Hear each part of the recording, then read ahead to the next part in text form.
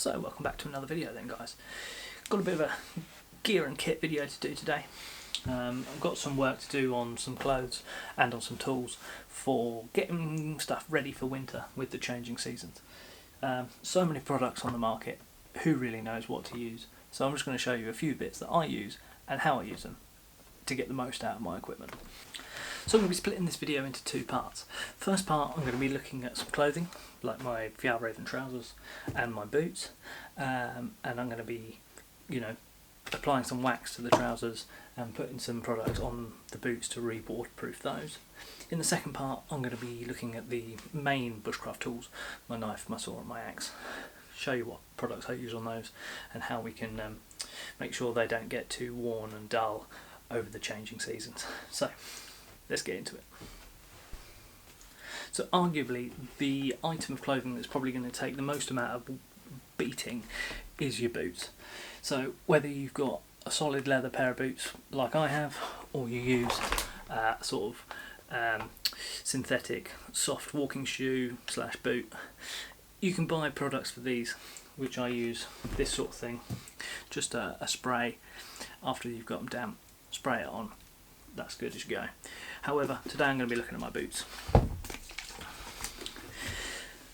So with the boots, solid leather, they've got a bit of Gore-Tex in the in the tongue there.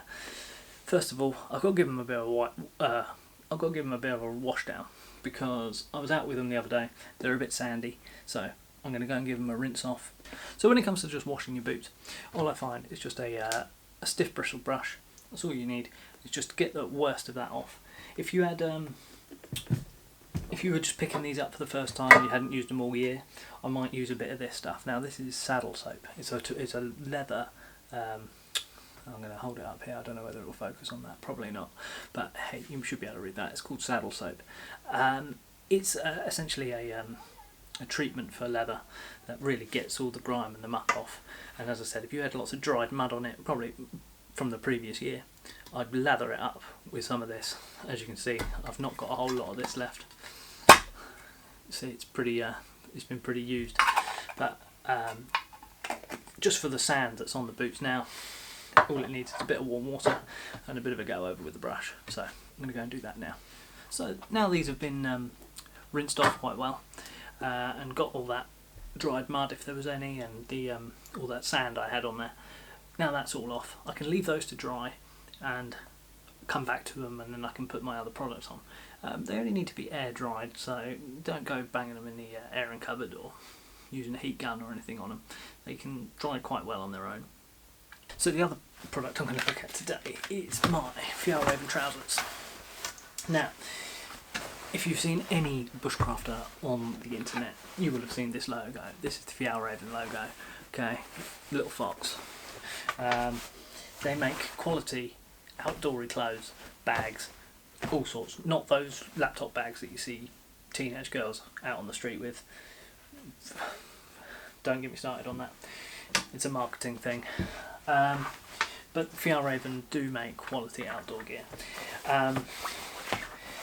So what can be done with this material? This is what they call their G1000 material. It's a polycotton, and you can basically put the Greenland wax on it, which is a mix of paraffin and beeswax, and you can put it on dry onto the material and then melt it in to produce a reasonably good waterproof barrier. So these trousers themselves, being polycotton, are not waterproof. Don't let anyone tell you that they're waterproof, because it's not. But its main key feature is how quick drying it is and how hard wearing it is. But I would take being quick drying over waterproof any day in these trousers. However, I do like to wax the knees. So on the Viddas, which these are Vidda Pros, they come with a double layered knee. You can put knee pads in if you need to. They come with a double layered knee and a double layered. They call it the seat, we call it the arse end. So I'm going to wax up the back where you sit, and I'm going to wax up the knees because that's obviously the parts that are being in most contact with the ground. When I first got these, I did try sort of waxing the bottom half of the legs like a pair of gaiters, but I found that it just didn't have the desired effect. And I do own a pair of gaiters, so if need to be, I just wear my gaiters. And because they're so quick drying, it really didn't sort of add anything to it. So I've just from then on, I've just stuck with the knees and the arse end. So here we can see the back side of my trousers. I'll do this to show you just because it's a nice big area. You get your Greenland wax, which, as I said, is it's a mix of paraffin and beeswax. So this block of wax, it's quite good. It doesn't have an overly strong smell, but it goes on dry. So what you do is just rub it into the cloth. It doesn't have to be overly thick, but get a good layer, good covering on it. You could put a towel or something inside, and then you won't get imprints on all the buttons and things from the other end. But to be honest, I'm not too bothered, because what you need to do is you're going to need to melt this in a minute. And I always think a couple of good layers is better than one thick layer. So, okay, a good section on there. I'll show you it when it's done.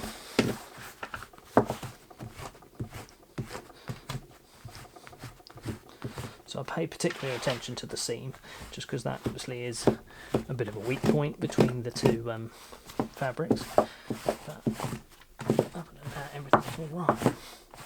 I'm sure you can see that's gone on there and looks like a right mess. But then you need to get a heat source, whether that's nicking your wife's hairdryer, or like I have just got the hot air gun. So last little bit there is missed. Like I said, I'm going to put a couple of layers on, so it doesn't have to be spot on. So either go and nick your mum's hairdryer, or get the hot air gun out. I haven't used this for a while, so it's probably going to shoot some sparks.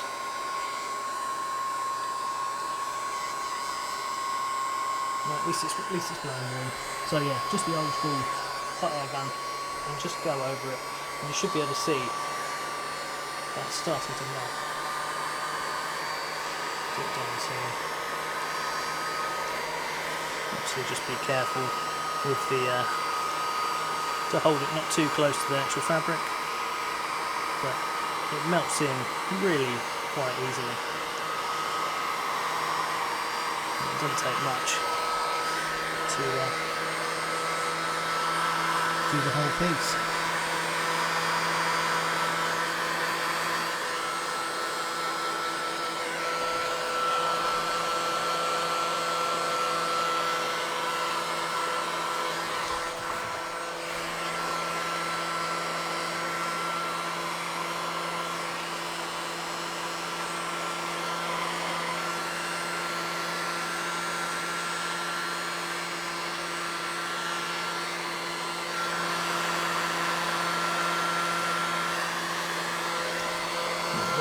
On the seam there, absolutely spot on.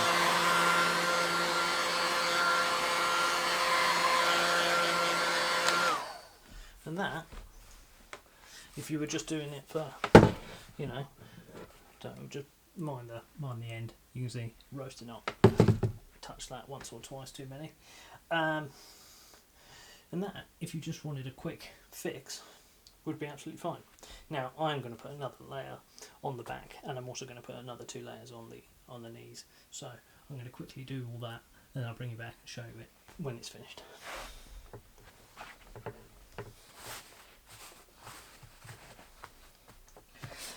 And another good thing about putting the second layer on is that it's actually quite warm. So the second layer goes on a little bit nicer, a little bit smoother. You could heat the fabric up first, and that probably help you in the long run.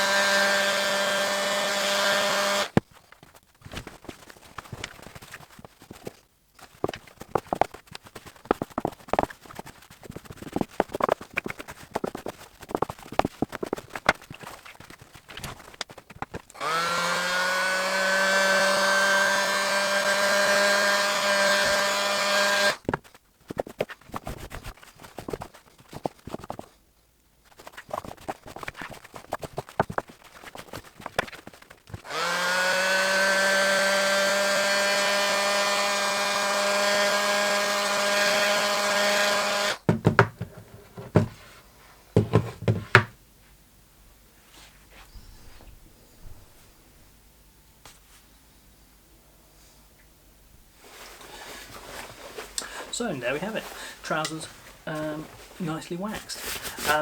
As I said, 2 layers on the knees, 2 layers on the back end.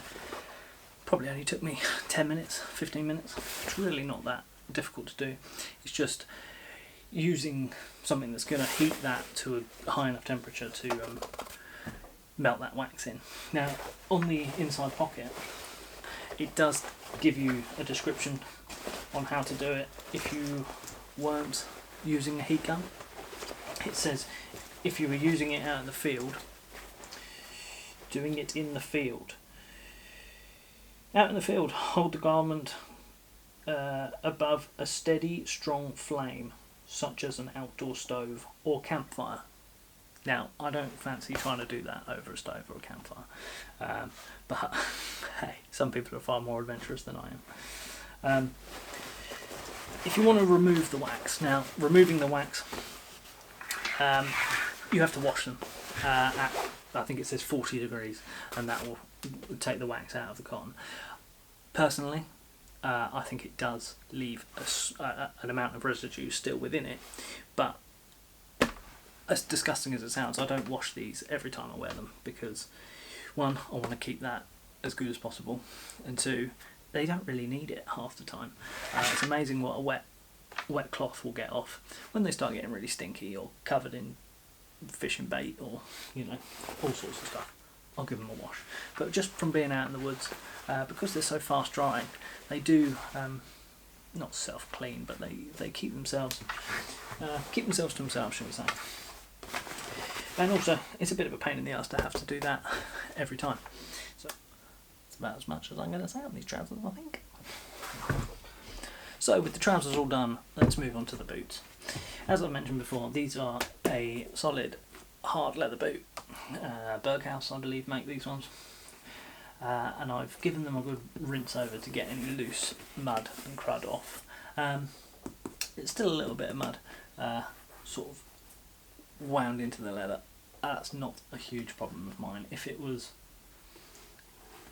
I was really going ham on it, I could go over it with some of that saddle soap and really get the worst of it off, but I already have in the shower. So, products for working with leather. Saddle soap, already mentioned it. It's a really good cleaner for wax. For wax? It's a really good cleaner for leather. dubbing. Probably most people have heard of dubbing. It's a really good waterproofer.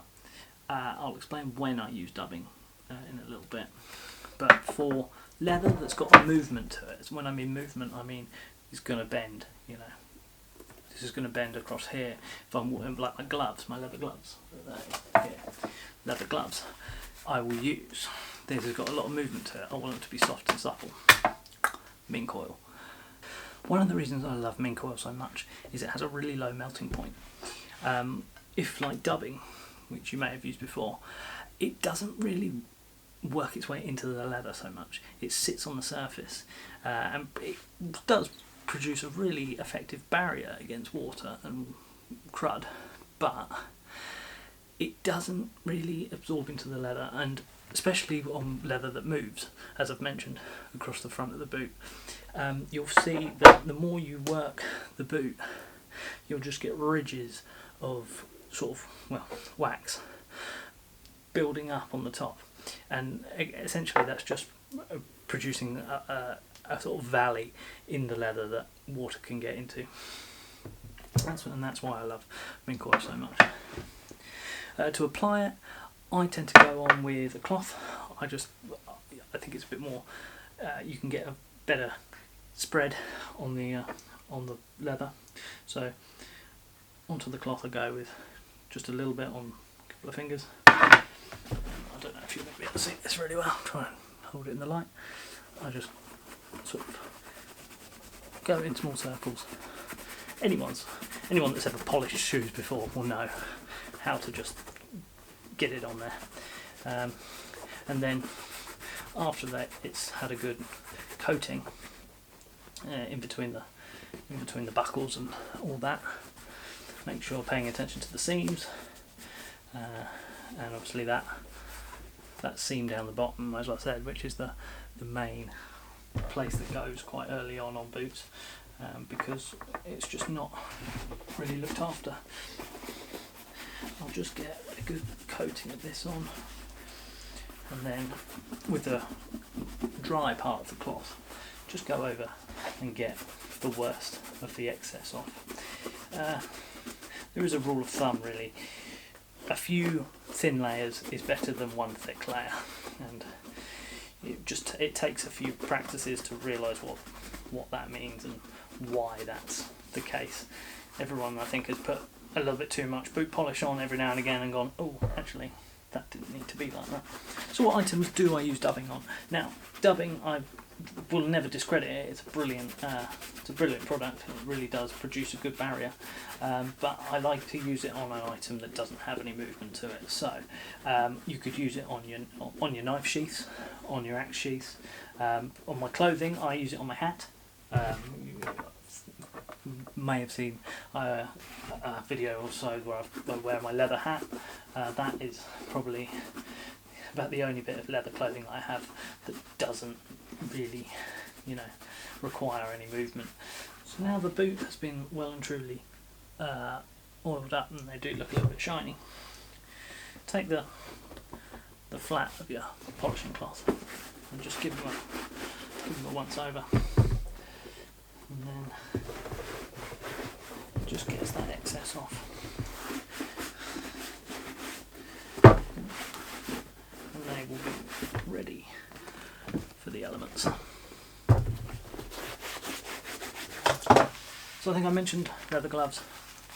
Really easy to do these. I just put them on again with the mink oil. Just get a little bit on the fingers. And just rub your hands together. Just get all that worked into the leather, down onto the palms.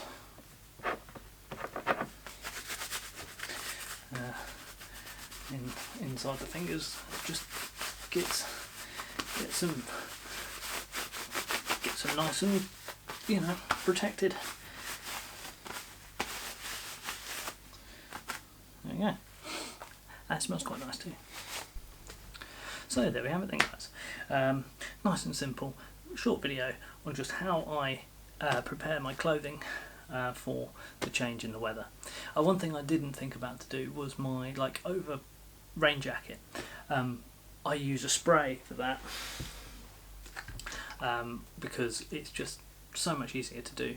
Spray, wash the raincoat with specific waterproof wash, and then give it a good spray while it's damp, and that recoats your waterproof upper.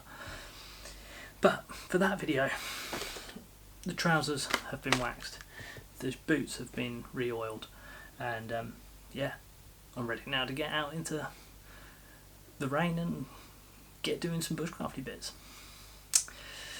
Stick around for the next video. I'm going to be looking at tools and the products I use on my tools.